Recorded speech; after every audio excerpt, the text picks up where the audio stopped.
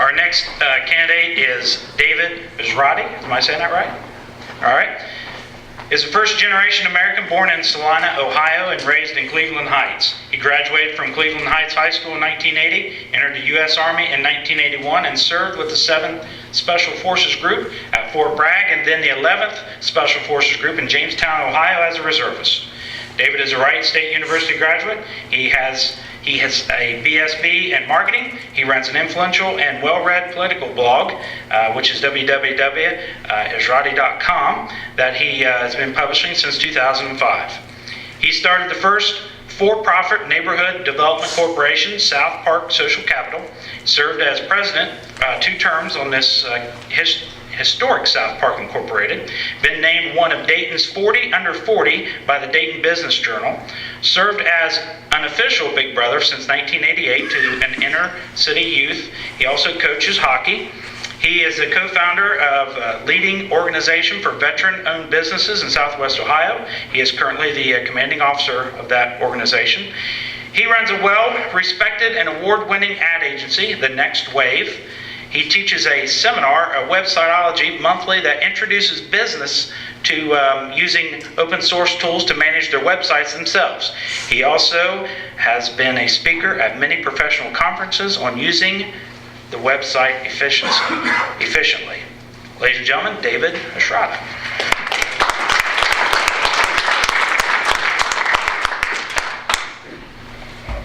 Well, after that, I don't think I have to talk. I sound really good, huh? I wrote most of that. As you know, I'm not wearing a suit. I wear a suit to weddings, funerals, and if I'm going to be your congressman. I honestly, putting on a suit is not that difficult, but it's not what I wear every day.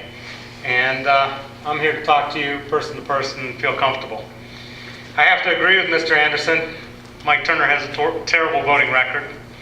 He wouldn't pass his contract because graft has been almost his middle name since he's been elected.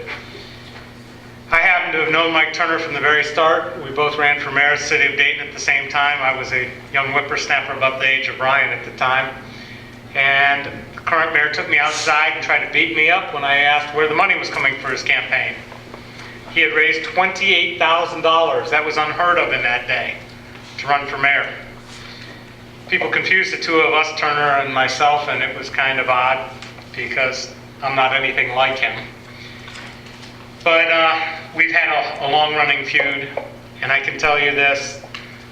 A man whose wife runs a firm that takes no-bid contracts from government, quasi-government organizations like the Dayton Development Coalition, and has a wife that goes out and gets a GSA schedule so she can do work for the federal government while her husband's a sitting congressman, and then does work for the Army Corps of Engineers while he is on Armed Services Committee, has no business being in Congress. He belongs in prison. I am not making this stuff up. I have it well documented on my site. I have been trying to keep the people in Dayton informed for a long time because the Dayton Daily News hasn't done a thing to tell them the truth. And I've exposed some things that you might be interested in, like how Steve Austria had 17 donations from one company in 1 week of $1,000 each. Most of these people had never given before. Pay to play politics is the root of our problem. It's not, term limits aren't going to solve it as long as it keeps costing $1 million to run. We have to take the money out of politics, and that's why I am running. As an owner of an ad agency, I can produce materials for a tenth and a campaign for a tenth of what Mike Turner's going to spend. It's not easy to go up against somebody who's already got $750,000 in the bank, who can raise money at a drop of a hat, who will take money from anybody and everybody as long as they're at very large numbers. Once we get the money out of politics, I think we can start really dealing with our debt problem and our deficit problem.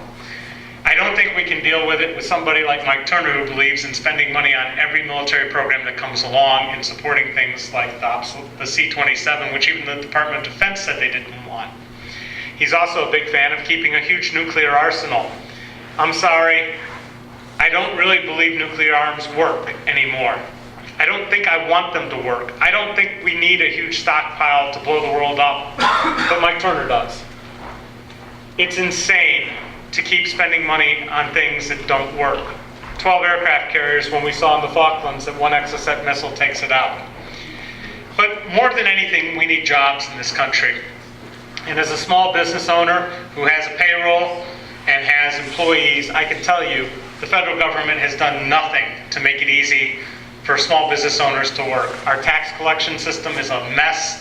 They discover mistakes you made 5 years ago and come after you with fines and all kinds of problems. Even though you paid all the taxes, you just didn't file the right forms. It's pretty simple to design a system where you can't file again until you've completed the form filing from the last quarter. They make no interest, there's no interest in doing that. But more importantly, small businesses are cut out of federal contracting. If you've ever seen what a GSA schedule entails, it's crazy. 250 pages of paperwork, all kinds of requirements. I'd like to say that as the largest purchaser of goods and services in this country, the federal government should put an emphasis on making sure that we're buying from companies that actually pay their employees and have them in the United States. 35 to 1, if you want ratio of top pay to your average pay, in this country is good enough to work. The military doesn't work on a pay outside of that. We have to employ Americans. We can't have these people in Wall Street getting $70 million as a walkaway money after failing a company. There is no reason anybody needs to make $77,000 a week in a public company where they have no skin in the game.